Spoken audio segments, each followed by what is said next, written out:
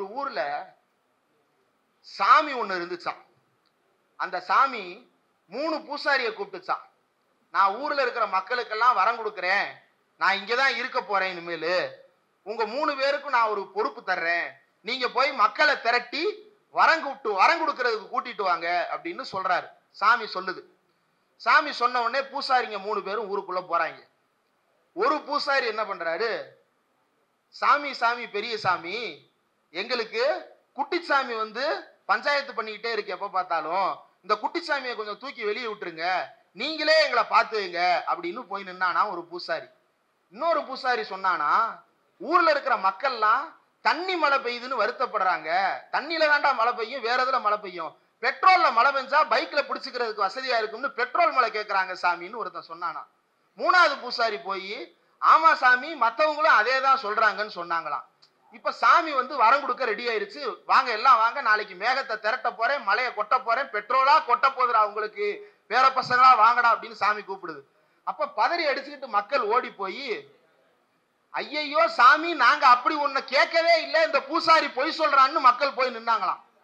அப்ப சாமி என்ன சொல்லுச்சான், நீங்க வேணா கேட்காம இருக்கலாம், ஆனா எத்தனை நாளைக்கு தான் தண்ணியில மழை பெய்யுறது, கொஞ்ச நாள் பெட்ரோல்ல குளிங்களே அப்படின்னு சாமி பெட்ரோல் மலைக்கு ஆர்டர் போட்டுச்சான். சுப்ரீம் கோர்ட்ல இன்னைக்கு அதான் நடந்திருக்கு. 2 பேர் போயிருக்கிறாங்க. என்னன்னு சிபிஐ என்கொயரி வேணும்னு கேட்டிருக்கிறாங்க. சுப்ரீம் கோர்ட்ல இன்னைக்கு தீர்ப்பு. சிபிஐ என்கொயரி வேணும்னு 2 பேர் கேஸ். அந்த 2 பேரும், ஒருத்தர் பேர் செல்வராஜ், இன்னொருத்தர் பேர் பன்னீர்செல்வம் பிச்சமுத்து. இந்த பன்னீர்செல்வம் பிச்சமுத்து என்ன சொல்றாரு, என் புள்ள செத்து போச்சுன்னு. இன்னொருத்தர் செல்வராஜ், என் மனைவி செத்து போயிட்டாங்கன்னு. இவங்க 2 பேரும் சிபிஐ விசாரணை கேட்கிறாங்கன்னு நீதிபதி முன்னாடி நிக்கிறாங்க. யாரு, வக்கீல்.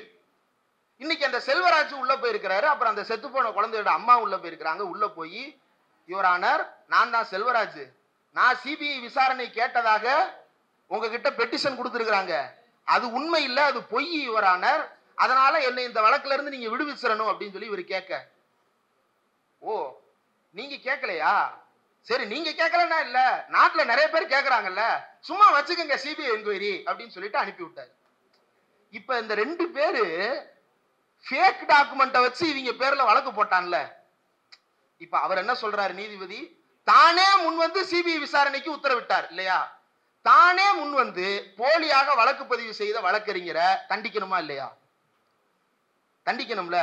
தண்டிக்க மாட்டார்கள். கருத்தில் எடுத்துக் கொள்ளுகிறேன்னு நீதிபதி மகேஸ்வரி சொல்லி இருக்கிறார். வரவேற்கிறேன், தேங்க்யூ சார், நீங்க எப்ப நடவடிக்கை எடுக்கிறீங்கன்றதுக்காக நாங்க காத்துன்னு இருக்கிறோம்.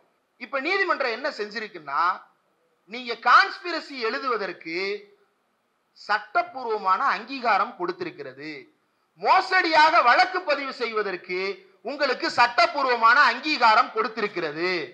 கரெக்ட் தானே? தப்பா வழக்கு பதிவு செஞ்ச ஒருத்தருக்கு தீர்ப்பு கொடுத்திருக்கிறாங்கன்னா, தப்பா வழக்கு பதிவு செய்யறது சரின்னு மாறி இருக்கா இல்லையா?